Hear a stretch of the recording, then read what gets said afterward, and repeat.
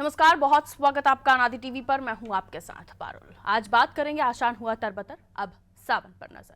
मध्य प्रदेश के अधिकांश जिलों में आषाढ़ जमकर बरसा। शुरुआत में तो आसमान पर बादल नहीं दिखे, लेकिन जुलाई आते ही 25 जिलों में जोरदार बारिश शुरू हो गई।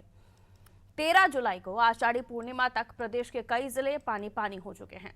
बारिश से किसानों के चेहरे खिल उठे हैं। खरीफ की फसलों की बुआई शुरू हो गई है। उधर कई जिलों में बाढ़ आ गई है। शहरों में निचली बस्तियों में पानी घुस गया है। सड़कें बह गईं, पुल और पुलिया भी बह गए। सारनी सहित कई जलाशयों में पानी भरने से गेट खोलने पड़े। तवा डैम में भी 12 फीट पानी बढ़ गया। शहरों की निचली और गरीब बस्तियों में बारिश इस बार भी आफत बनकर आई। इन सारी परेशानियों के बीच आषाढ़ तो चला गया, अब सावन आ गया है। और सावन के महीने में भी बदरा बहुत बरसते हैं, लेकिन अव्यवस्थाएं जनता को परेशान कर रही हैं। भरपूर टैक्स देने वाली जनता बारिश में परेशान क्यों है?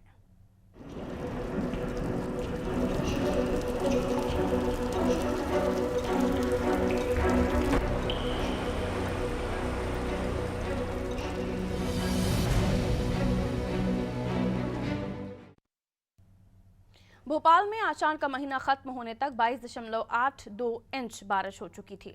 ये बारिश सामान्य से 11.2 इंच ज्यादा है। इस अतिरिक्त बारिश ने मानसून की तैयारियों की पोल खोलकर रख दी। एक तरफ तो बड़े तालाब में साल भर का जरूरी पानी भर गया, दूसरी तरफ निचली बस्तियों में गैर जरूरी गंदा पानी घरों में घुस गया। ये स्थिति तब है जब अकेले भोपाल के निवासी 1762 करोड़ रुपए से अधिक का टैक्स नगर निगम को दे चुके हैं। टैक्स की राशि कोरोना काल के पिछले 2 साल में वसूली गई, लेकिन इसमें से 1/4 के बराबर भी काम नहीं हुआ। टूटी फूटी सड़कों पर लबालब पानी भरा गया। नालियां चौक होने के कारण घर में पानी घुस गया। सड़क किनारे नालियां नहीं होने से सड़कें लबालब भर गईं। लगभग 200 से ज्यादा कॉलोनियां जलमग्न हो गईं। जबलपुर, सतना, सागर, ग्वालियर, खंडवा जैसे बड़े शहरों से लेकर नर्मदापुरम और हरदा जैसे छोटे शहरों में भी बारिश से जनता बेहाल हो गई। जनता की इस परेशानी को सही समय पर कदम उठाकर कुछ हद तक कम तो किया जा सकता था, लेकिन हमेशा की तरह इस बार भी शहरी निकायों ने सही काम नहीं किया। लेकिन इंद्रदेव अपना काम बखूबी कर रहे हैं। मध्य प्रदेश के 9 जिलों में सामान्य से अधिक बारिश हो चुकी है। 16 जिले ऐसे हैं जहां सामान्य बारिश हुई। 27 जिलों में से 10 जिलों की हालत ठीक नहीं है। आपको बताएं, जो 27 जिले हैं उनमें से 10 ऐसे हैं जो फिर भी ठीक हैं, लेकिन बुंदेलखंड के जिले सूखे हैं।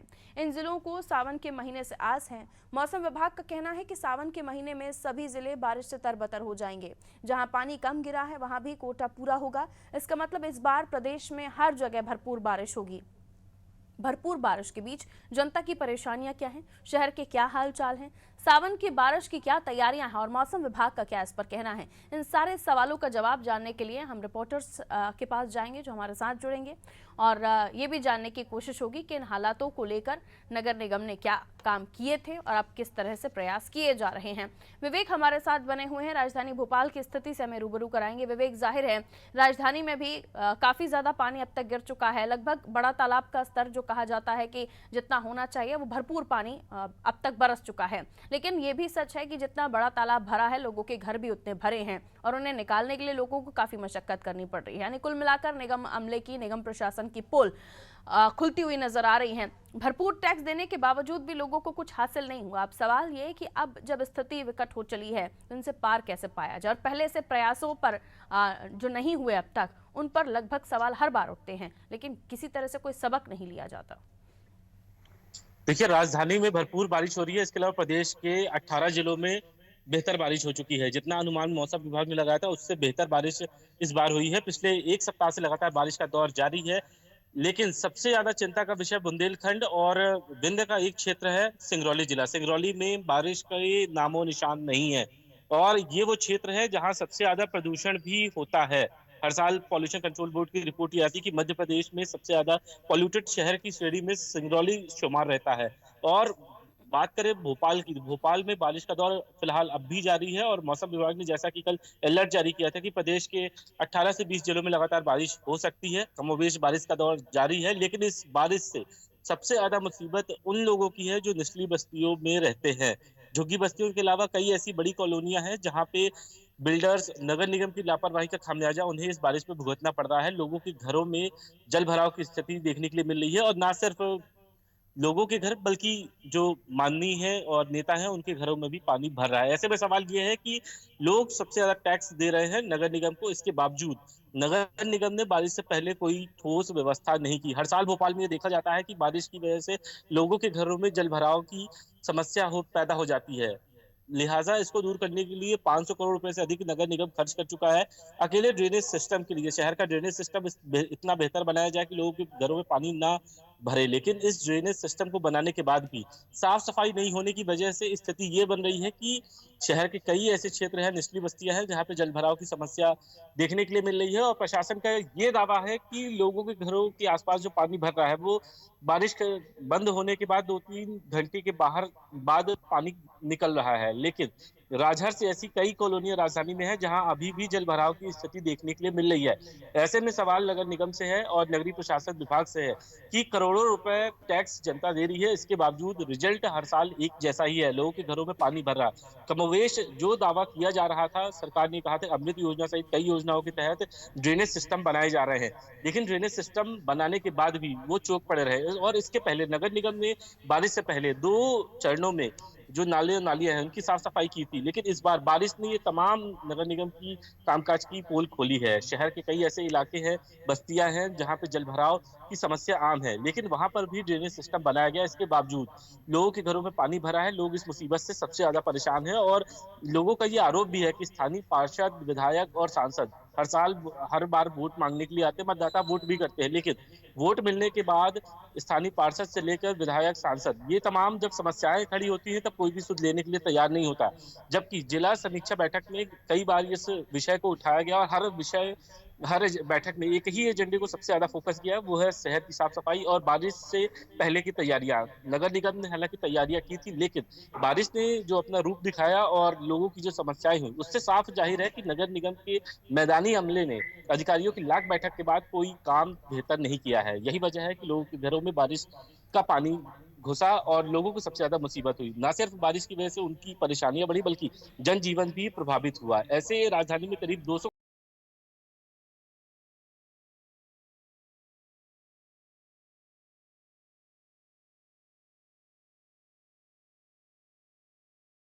लोगों के 4-4 फीट तक पानी भरा हुआ है, तो लोग इसमें सबसे ज्यादा परेशानी का सामना कर रहे हैं। कामकाज से लेकर तमाम जो गतिविधियां हैं वह भी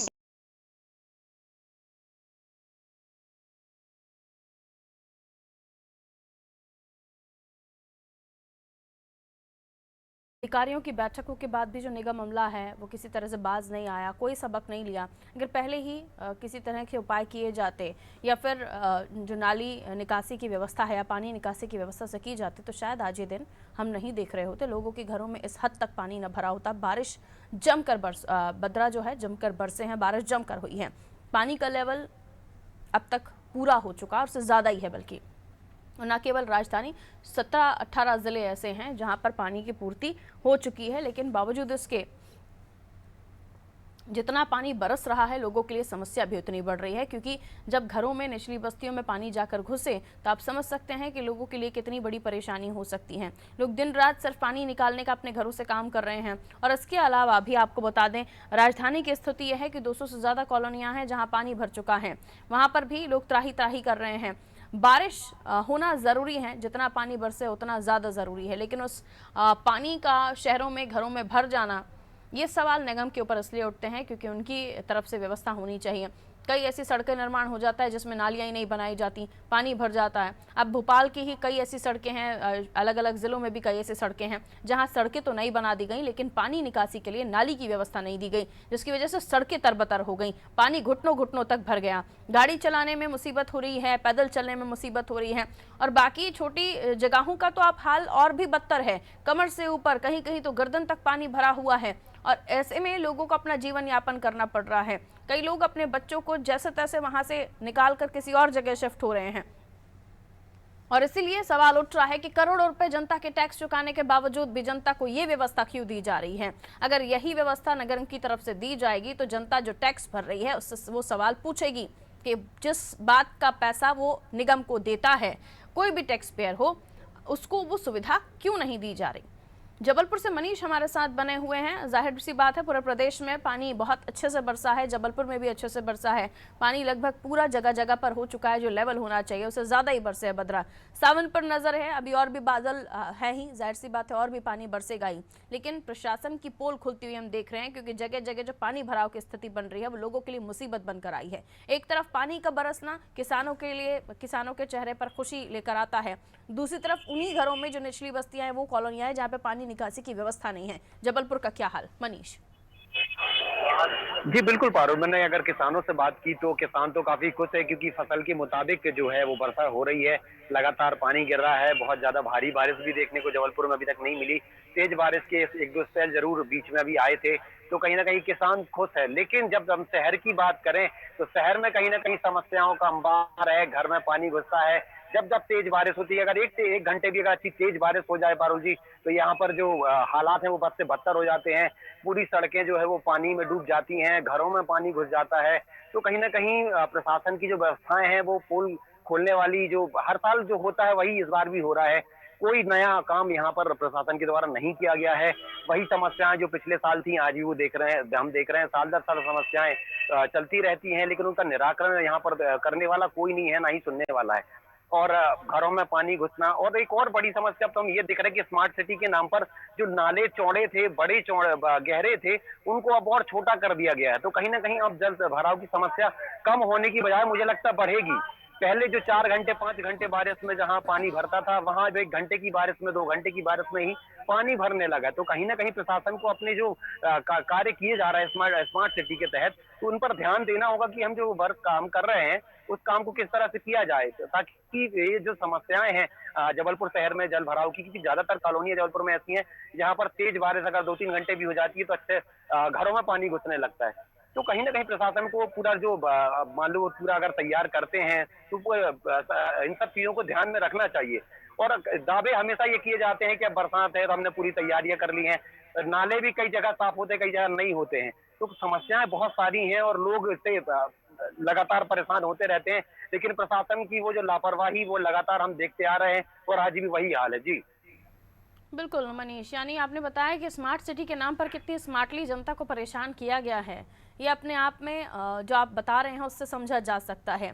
यानी जो बड़े नाले थे, यानी स्पेस पानी को निकलने के लिए ज़्यादा मिल जाता है, तो भराव की स्थिति कम बनती है। लेकिन स्मार्ट सिटी बना दी, आपको खूबसूरती दिखा दी, आप बड़े खुश हो गए, लेकिन उधर ही जो बारिश में जो व्यवस्थाएं होनी होती हैं उनका ध्यान नहीं रखा गया। अगर उनका ध्यान रखा जाता तो उन्हें आगे तक जाकर उस नाली को कंटिन्यू करना पड़ता। लेकिन जहाँ तक स्मार्ट सड़कें बनाई गई होंगी या स्मार्ट सिटी के नाम पर जितना एरिया चयनित किया गया होगा, सिर्फ वहीं तक ही व्यवस्थाएं थी। बाकी जबलपुर की जनता के लिए क्या कुछ हो सकता है क्या नहीं, इस पर ध्यान नहीं दिया गया। इसीलिए बार बार विपक्षी पार्टियां भी सवाल उठाती हैं कि विकास के नाम पर चयनित जगहों पर विकास होता है, बाकी शहर को यूं ही छोड़ दिया जाता है, जिसके बाद जो लिमिटेड लोग हैं उस एरिया में रहने वाले उनके लिए तो वीआईपी हो जाता है, लेकिन बाकी पब्लिक किस हद तक परेशान होती है यह आज हम तस्वीरों में देख ही रहे हैं। जी बिल्कुल पारुल, यही कंडीशन पूरे जबलपुर में हम देख। ज्यादातर कॉलोनी, मैंने जैसे पहले भी आपको बोला कि ज्यादातर मोहल्ले और कॉलोनियां ऐसी हैं जहां पर जल भराव की समस्या एक बहुत बड़ी समस्या है, और ये हर साल होता है। आज से नहीं, विगत कई वर्षों से हम देखते आ रहे हैं, और अब ये समस्याएं लगातार बढ़ रही हैं, क्योंकि नई नई कॉलोनियां बनाई जा रही हैं। और जो रोड मैप वगैरह जो बनाए जाते हैं या जो प्लानिंग की जाती है, जो नक्शे बनाए जाते हैं, उनमें नालियों को छोटा कर दिया गया है। पहले की अपेक्षा अब नाले बहुत छोटे बनाए जा रहे हैं। उस वजह से समस्याएं और प्रतिदिन बढ़ती जा रही हैं। और कहीं ना कहीं इसमें नगर प्रशासन जो है उसकी पूरी लापरवाही, और कहीं ना कहीं जो भ्रष्टाचार इस समय चरम पर या हावी है, ये सबसे बड़ा एक कारण है। क्योंकि ना तो कोई ध्यान देने वाला है, और ना ही कोई समस्याओं को दूर करने वाला है। तो कहीं ना कहीं शहरवासियों को कब इससे निजात मिलेगी ये तो कह पाना बहुत मुश्किल है। हालांकि अभी चुनाव हुए हैं, अब देखना है चुनाव के बाद और अगर क्या यहाँ स्थिति, क्योंकि अब पिछले 2-3 साल से ना तो पार्षद हैं ना महापौर थे। हो सकता है कुछ और आगामी वर्षों में हम उम्मीद करें कि शायद थोड़ा सा डेवलपमेंट और अच्छा कुछ विकास जो शहर के लिए है वो हो सके। अब देखने, ये तो खैर देखने वाली बात होगी, लेकिन फिलहाल जबलपुर में काफी समस्याएं हैं। अब देखते हैं इसकी किस तरह से निराकरण किया जाता है। जी किस तरह से निराकरण हो पाता है। बहुत शुक्रिया मनीष जानकारी देने के लिए। तो अब जाहिर सी बात है निगम प्रशासन बदलेगा, जो महापौर हैं वो नए चुने जाएंगे, जिनको भी आपने मत दिया होगा वो दोबारा चुनकर आएंगे, और वो क्या समस्याओं का इलाज करते हैं ये भी देखना दिलचस्प होगा। क्योंकि जैसे कि मनीष भी जानकारी दे रहे थे कि विकास के नाम पर या स्मार्ट सिटी के नाम पर लोगों को स्मार्टली परेशान किया गया है। और जो आर्किटेक्ट ने जिस तरह से भी आर्किटेक्ट ने इसका स्ट्रक्चर बनाया होगा या सड़क को रूपरेखा दी होगी, उसमें नालियों का छोटा कर देना, और जाहिर सी बात है पूरे शहर की सड़कों को तो स्मार्ट सिटी या स्मार्ट सड़कें नहीं बनाएंगे, कहीं तो जाकर उन नालियों को रोका गया होगा, वहीं से पानी भरने की जो स्थिति है वो शुरू हो गई होगी। और यही अमूमन जो प्रदेश के कई ज़िले हैं उनका हाल है। और देखिए आषाढ़ तो जमकर बरसे हैं, लेकिन सावन के महीने में और कितना आप जो ये बादल हैं, जो बारिश है उसका रूप देखेंगे, क्या स्थिति बन सकती है। गुरुदत्त मिश्रा जी हमारे साथ बने हुए हैं, मौसम विशेषज्ञ हैं आप। गुरुदत्त मिश्रा जी, बहुत बहुत स्वागत करते हुए। आषाढ़ जमकर बरसे सर, अब सावन के महीने में क्या स्थिति बन रही है? देखिए, खासकर मध्य प्रदेश में बात करूं तो हमको अरब सागर और बंगाल खाड़ी दोनों की ब्रांच से हमको वर्षा होती है, और हम मध्य में हैं भारत की, हम भाग्यशाली की हमारे यहाँ प्रदेश का औसत लगभग 1000 मिलीमीटर है वर्षा का। दूसरी बात यह है कि जुलाई और अगस्त तो अच्छा बरसता है, हमेशा से बरसा है, और अभी भी आगे हमको बहुत अच्छी वर्षा मिलेगी। अभी भी हम मध्य प्रदेश में जो सारे जिलों की स्थिति में हम प्लस में चल रहे हैं ओवरऑल। और सिर्फ पूर्वी मध्य प्रदेश में जो नाथ का इलाका है, ग्वालियर, चंबल, भिंड, सतना, कटनी, उमरिया, शहडोल, ये सब जिले हैं, ये थोड़ा सा पिछड़े हैं वर्षा में।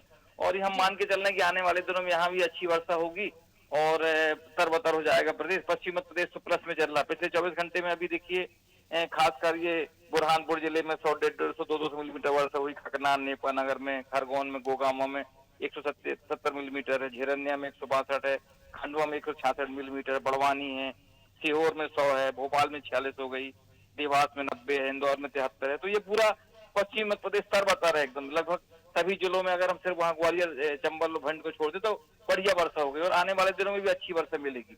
और एक चीज मैं जरूरी बताना चाहूंगा, गरज चमक की जब स्थिति बनती है तो लोग पेड़ के नीचे, बिजली के पोल के नीचे कभी कदापि खड़े ना हो। मोबाइल में या कोई आप लैपटॉप ऐसी चीज में काम कर रहे हैं उस समय थोड़ी देर के लिए बंद कर लें, उससे दूर हो जाएं। और हम 2 व्हीलर में जा रहे हैं और गरज चमक की स्थिति है तो आप किनारे खड़े हो जाएं, थोड़ा देर राहत ले लें। और पेड़ के नीचे बिल्कुल कभी भी गलती से खड़े ना हो। खेतों में अगर आपके पास छुपने का कोई साधन नहीं है और तो आप उकड़ू कर कहीं कि थोड़ी देर के लिए जमीन में बैठ जाएं तो आप बच जाएंगे। और दूसरी बात यह है कि अब पहले के किसानों को खेतों में इतने ज्यादा बिजली के पोल या ऐसे नहीं हुआ करते थे, तो थोड़ा सा घटनाएं कम होती थी। अब बिजली के तारों का जाल बिछा हुआ है खेतों में सभी जगह, तो ज्यादा ये घटनाएं आप जानते हैं कि बिजली धनात्मक ऋणात्मक उससे होती है, तो इससे हमको बचना होगा।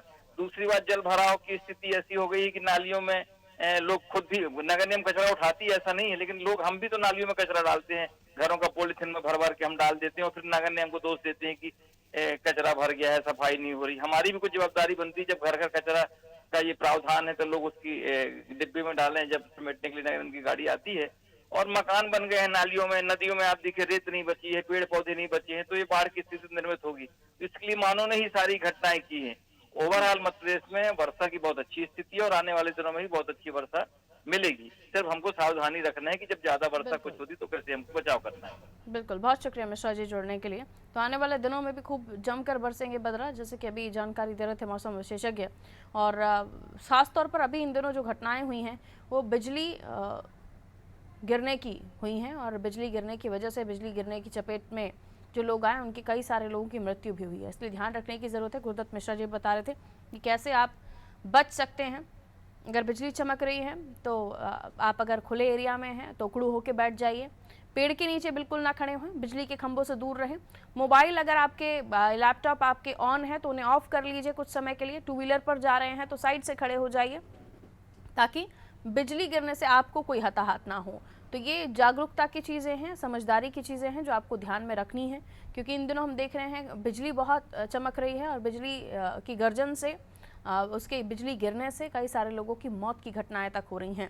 तो इसलिए अपना ध्यान रखिए, ख्याल रखिए और इन छोटी छोटी चीज़ों को भी समझदारी से उनका पालन कीजिए, ताकि आप बारिश में पानी निकासी की समस्या तो है ही, लेकिन कम से कम इन चीज़ों से आप बच सकें। हरदा से जफ़र हमारे साथ बने हुए हैं। जफ़र, किस तरह से पानी गिर रहा है, पानी निकासी की व्यवस्था ठीक है वहाँ नहीं है, पानी भराव की स्थिति बन रही है तो कहाँ कहाँ बन रही है, बताएं। देखिए पारुल जी, बिल्कुल जैसा मौसम विभाग ने अलर्ट करा था पिछले 24 घंटे में प्रदेश के कई जिलों में लगातार बारिश की चेतावनी दी थी। तो जी। हरदा जिले में भी जो है तो हालांकि हरदा जिला प्रशासन उसी को लेकर मुस्तैद रहा और हरदा में लगातार जो है तो प्रशासनिक मामला अलर्ट रहा। और जो निचली बस्तियों में जहां बाढ़ का खतरा होता है, पानी भर जाता है, वहां पर लगातार जो है तो प्रशासन ने अनाउंसमेंट के जरिए लोगों को निचली बस्ती खाली करने के लिए आदेश दिए थे। और जहां पे फिर उसके बाद जो है तो यहाँ पर बाढ़ का पानी निचली बस्तियों में भरा है, जिनको फिर रेस्क्यू टीम ने और पुलिस विभाग के एसडीआरएफ और पुलिस विभाग की टीम ने रेस्क्यू कर यहाँ से उनको सुरक्षित स्थान पर पहुंचाया। और जिला प्रशासन ने जो है तो उनको अलग अलग स्थानों पर पहुंचाकर उनके खाने पीने और मेडिकल की व्यवस्था का इंतजाम यहाँ जिला प्रशासन ने किया था। और अभी रात देर रात्रि तक जो है तो जिला प्रशासन ने रेस्क्यू कर लोगों को निकाला है। अभी सुबह होते होते कुछ हद तक जो निचली बस्ती है वहां का पानी उतरा है, मगर परंतु अभी भी जो है तो स्थिति असामान्य बनी हुई है। यहाँ पर लगातार बारिश अभी भी हो रही, देख सकते हैं आप कि अभी भी यहाँ पर कुछ मिनट पहले बहुत तेज बारिश हुई है। और अभी हम जहाँ खड़े हैं ये हरदा जिले के अजनाल नदी का किनारा है, जहाँ पर जो है तो बारिश का पानी लगातार बढ़ता है और यहाँ पर बाढ़ की स्थिति बढ़ जाती है। और कुछ मकान जो देखा हम आपको दिखाएं, कुछ मकान जो है तो यहाँ पर देखिए बारिश के कारण जो मकान टूट गए हैं। बिजली का जो पोल है वो बारिश के बाढ़ की चपेट में आने से बिजली का पोल जो है तो टेढ़ा हो गया है। पारुल जी, बहुत शुक्रिया जफर जानकारी देने के लिए। तो हरदा से जफर हमें तस्वीरें भी दिखा रहे थे और जानकारी भी दी कि किस तरह से पानी का स्तर बढ़ा तो बिजली के खंभे तक गिरे हैं, लोगों का घर क्षतिग्रस्त हुआ है। और यही अमूमन हम देखें अलग अलग जगहों से कुछ तस्वीरें अलग अलग ज़िलों की हैं। राजधानी सहित 17 से 18 ज़िले ऐसे हैं जो इस वक्त तरबतर हैं, पानी का लेवल पूरा हो चुका है और तब भी बदरा बरस रहे हैं। और मौसम विशेषज्ञों का कहना है कि अभी और भी सावन भी खूब जम के बरसेगा। ऐसे में समझदारी यही, बिजली से बचने के उपाय हम लगातार आपको बता रहे हैं। उखड़ू बैठिए, खुले में है तो खंबे के पास बिजली के या फिर पेड़ के नीचे ना खड़े हुए, टू व्हीलर पर है तो साइड से खड़े रहिए। पानी निकासी के लिए कहीं ना कहीं गुनहगार तो आप खुद भी हैं। नालियों में कचरा फेंक देना, पॉलिथीन में पैक करके नालियों में कचरा डाल देना, और फिर उसके बाद कई ऐसे घर हैं जो नालियों के ऊपर निर्मित हो जाते हैं, नालों के ऊपर निर्मित हो जाते हैं, जिसकी वजह से बाधित होती है पानी निकासी की व्यवस्था। और इसलिए अच्छे ड्रेनेज सिस्टम की पूरे प्रदेश को ज़रूरत है ताकि पानी निकासी की व्यवस्था दुरुस्त हो सके। और इन तमाम परिस्थितियों से जिस वक्त हम जूझ रहे हैं, पानी भर जा रहा है घरों में, लोगों के गाड़ियाँ डूब जा रही हैं, लोगों का चलना मुनासिब नहीं हो रहा है, इन सभी से हम बच सकें। दीजिए इजाज़त, रखिए अपना ख्याल। नमस्कार।